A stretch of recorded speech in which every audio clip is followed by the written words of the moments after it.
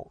ఈ 3 పప్పుల్ని ఎప్పుడు వండుకున్నా అంటే వారానికి నా సలహా ఏమిటంటే 4 టైమ్స్ అన్నా మినిమం తినండి అంటా నేను.